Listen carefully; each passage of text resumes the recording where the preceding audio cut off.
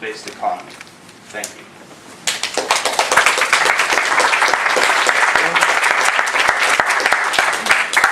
All right, so in this resource-based economy, you said that basically all items will be given to everybody as they desire it, right? But, I mean, are these items going to be completely owned by somebody, or is people going to end up having to share? Because obviously you can't just produce unlimited amount of items.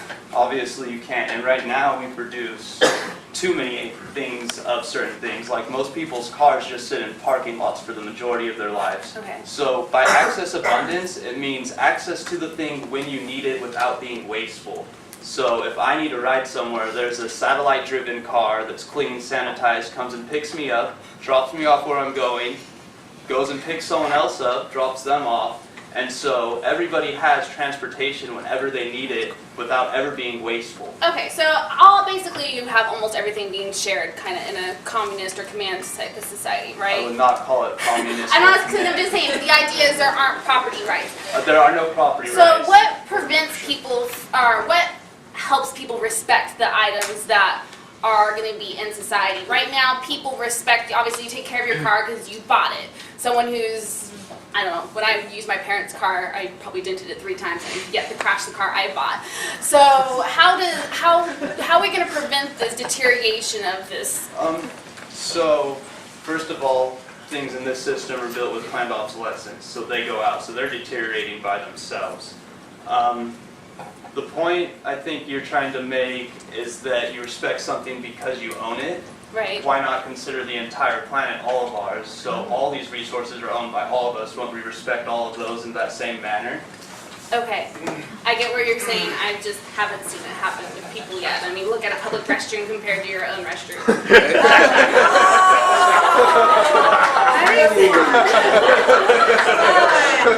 So, with this magical world that you're kind of, I mean, it almost feels like Disneyland, where everything's just being fixed and cleaned all the time. Have you seen anything like this? I mean, do you have proof that this technology is actually available right now? Yes, our technical realities documentary that lists and shows all this technology working about 3 years ago.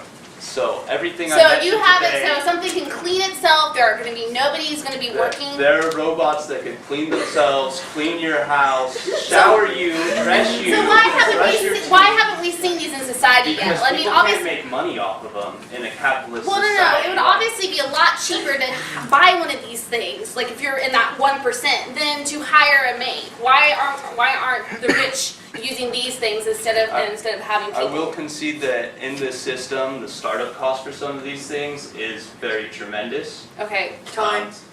Okay, thank you. Anybody have questions for I have a question. What happens in your system to people who don't want to share? For people who don't want to share, Yeah, like if I want to own a car, I mean, what happens to me? so, I mean, we'll have enough resources in our society to set you up outside somewhere all alone. You could drive your car around. You just can't harm anyone else, and you probably still have to use our technology. But I mean, the thing is if whatever you need is available to you whenever you need it, what's the problem with sharing? Okay, and number 2, if like 1,000 years ago people wanted to make a resource-based economy, would we have the technology that we? No. No. Okay, so This is very recent, only after the Industrial so if they had done it Revolution. 1,000 years ago, we wouldn't have the technology to do the super crude, fancy robot cleaning. Yeah, we need technology, so that required electricity, it required industrialization, all these things required things before them to get us to the point where we're at now. Yeah. So why do we have things that we have now? Through people's inventions, and yes, through the And, capitalist why do people system make is what you're inventions? trying to point out, correct? I will admit that the capitalist system has got us to a very good point, and it has And done what do- very what- well. What makes you think they can't get us further than we are now? I will go into that in my rebuttal. Thank you. Do you have a question? When you were reading, you were saying that you should go back to school and do what you wanted to do before you were told to go and earn a living. So I was thinking about, how Thomas Edison, he got kicked out of because the teacher told him he was retarded. And he did have education, but like self-education, you know, he was making his own experiments and all that. So like a lot of successful people don't really go to school to become successful. That was actually a quote by our bunkmaster Fuller. So that wasn't my own words, so I can't really speak onto that. I will admit a lot of people that have done well and inventors have not gone to school formally. Jock Fresco, the person who I get a lot of their ideas from, actually dropped out of school early as well. But the point he's making is think about what you want to think about and what you want to invent rather than earning a living. I have to earn a living so that I can put money in someone else's paycheck and someone else's pockets. You're the black shirt and then the blue shirt. In your type of world or society, what gives people motivation to create or invent new things to make things go further? There's actually a lot of studies that says innovation is not driven by profit, but through like self-betterment, self-attainment, and it's really a value system situation where if you value all of your fellow humans the same and you want to do better for them and raise their standard of living, that's the incentive. You work in this system not to make money, but to pay for a house, to pay for gas, to eat, to go to school. If all those things are provided for you, then the least you can do is give back to society and try to make it better, correct? Well, if everything's given to them, why would they want to try to make things better? They're just going to assume someone else is going to do that. So just like in this society, there are laws and certain requirements, like you have to work for money. You would probably have to go to school to receive benefits. So you have to do something that benefits for society. So the incentive becomes helping your fellow human and keeping the species going sustainably for as long as possible instead of profit, which is the incentive in today's system. Profit over all else. There you go. One question over there and then one over there. That's the last one. Oh yeah, well, mine was kind of similar to hers, but so in this kind of economy, it's basically run by robots. Is that? Humans run it democratically. We'll be designing the robots and deciding what we want them to do, but we should know that there are certain requirements and necessities that all of us need to survive, no matter our race, religion, gender, sexual orientation. We all need food, we all need water, we all need energy. So we get the robots to replace the tasks that are harmful to humans or that we just don't want to do, and that frees us up to think about astrophysics and the new robots and the sciences and the arts. And we're not wasting our lives unloading trucks for some capitalist. So does that mean that most people would be? So does that mean most of the population should be focused on becoming mechanics and engineers that are focused on repairing these robots? Yes. Yes, we need engineers. Okay, so, but then what? Well, I guess it kind of ties into the whole incentive thing. What would make people who are, well, would it have to depend on people that want to fix these machines, or what would give them incentive to maintain these machines? The incentives aren't really changing though. Like you're still working for food, shelter, energy, the things you need to survive, except there's no money, there's no debt-based money in between you and those things. So money, I don't like the argument that money's an incentive because really people are working for what the money can get you, which is really a claim on the resources we have available to us in this system. Okay, that's all the time. Sorry. Okay, so rebuttals now, affirmative, mixed rebuttal. Thank you. I have to say, when I was first researching this resource-based economy, honestly, I thought going into this debate I was going to be looking at communism versus capitalism, means like communism or capitalism versus resource-based economy. And the YouTube videos I was watching actually remind me very strangely this vague feeling of WALL-E, where you're in a world where the robots are taking care of the humans, and the humans are just, sitting there doing nothing, watching their screen, which honestly, if we stopped working, that would be my contention that we're going to end up that way. But I would like to first make the first argument. I do not think this is plausible. I do not think it's possible.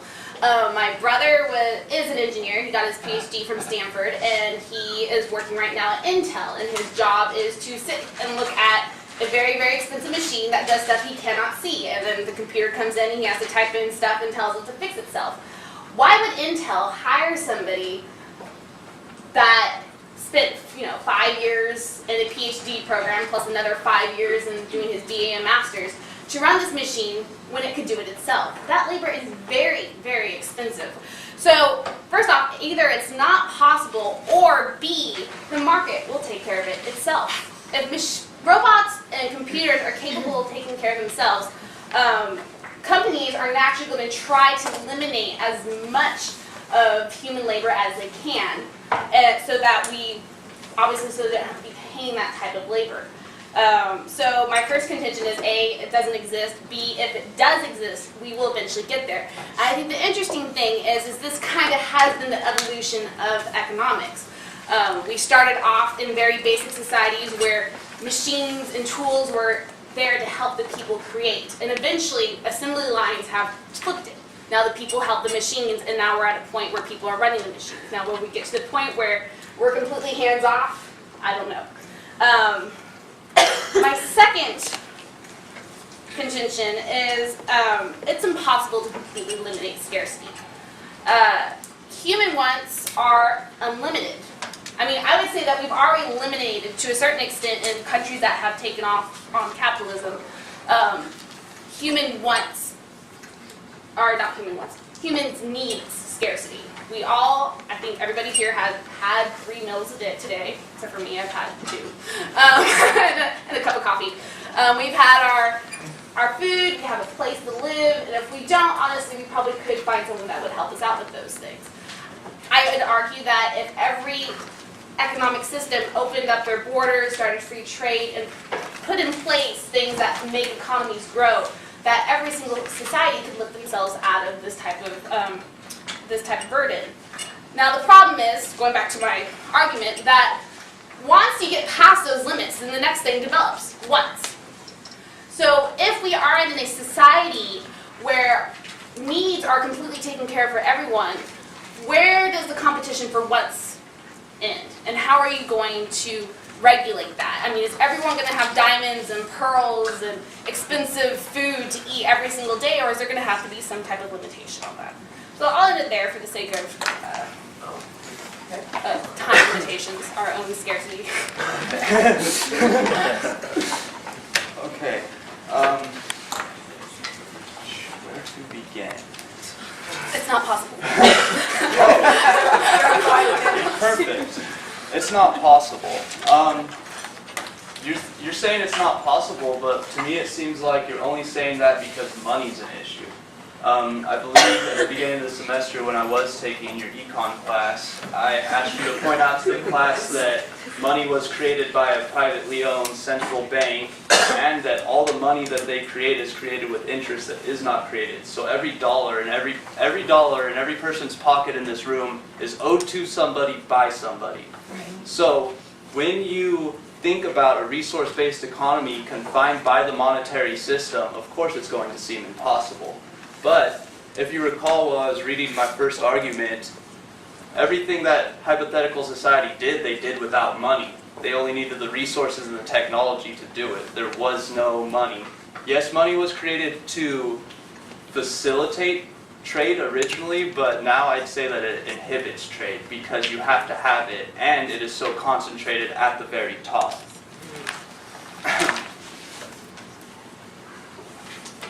Going on to capitalism uses its resources optimally and efficiently. There is a difference between true efficiency and market efficiency, where market efficiency is to cut overhead, which means you want to cut costs as much as possible to save money. That's being efficient in a capitalist society, which means that your quality may go down to cut those costs. Moving on to the invisible hand. I'd like to point out that a lot of people don't realize that the invisible hand says that everybody acting in their own self-interest will eventually benefit everyone in that society.